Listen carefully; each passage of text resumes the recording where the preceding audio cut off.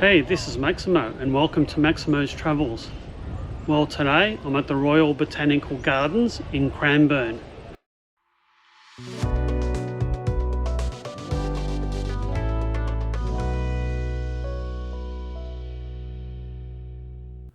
Victoria's Royal Botanic Gardens are located in two main sites. The first site being just outside Melbourne's central business district and the second one in Cranbourne.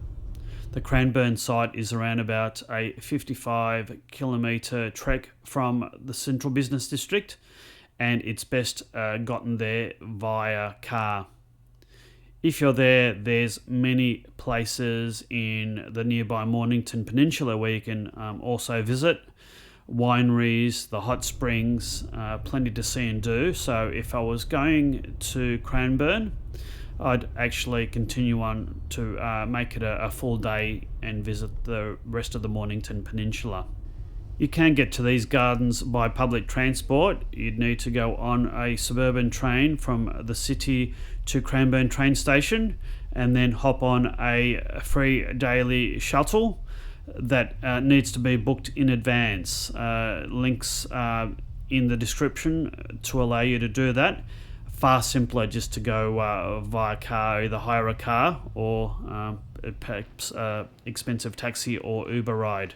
Now I hear you asking, why would I go all this way just to see a botanic gardens? Well, viewers, the reason is that there's a whole variety of different landscapes. There's forest, woodlands, wetlands, semi-arid areas that if you've only got a limited time in Australia, you can see up to 20 different landscape types in the one location. So it's a really good place to experience some of the Australian outback and woodland areas without having to leave the big city. By far the easiest thing to do is just hire a car and drive to the gardens. Once you're at the gardens, there's quite an extensive car park. A couple of thousand cars can be easily accommodated. There's a very nice gift shop and a cafe. Entry is free and you walk down some stairs and it opens up into the semi-arid garden area.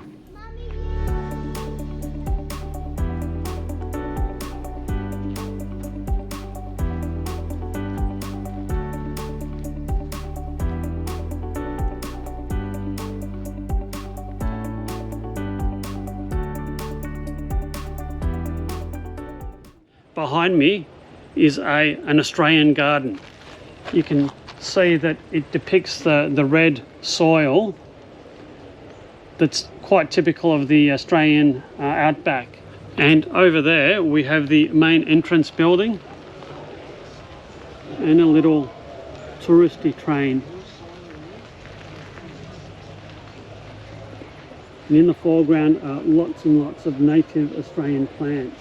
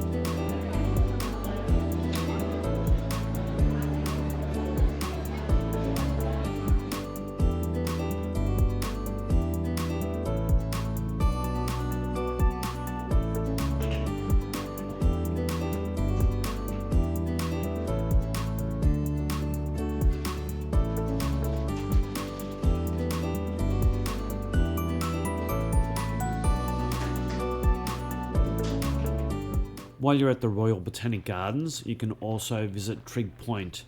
Trig Point's about an 800-metre walk from the main car park. There's two main features of Trig Point that makes it worth coming to.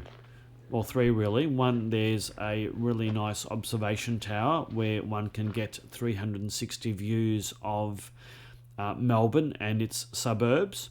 And secondly, Trig Point sits right on top of a watershed, which basically means that all the waters that flow in a northerly direction empty into Port Phillip Bay, whereas all the waters that flow in a southerly direction, which we're looking at the moment, flow into Western Port Bay.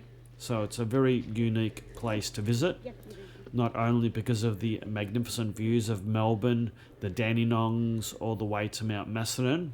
You can see for miles and miles on a clear day, but also the unique geography of the area.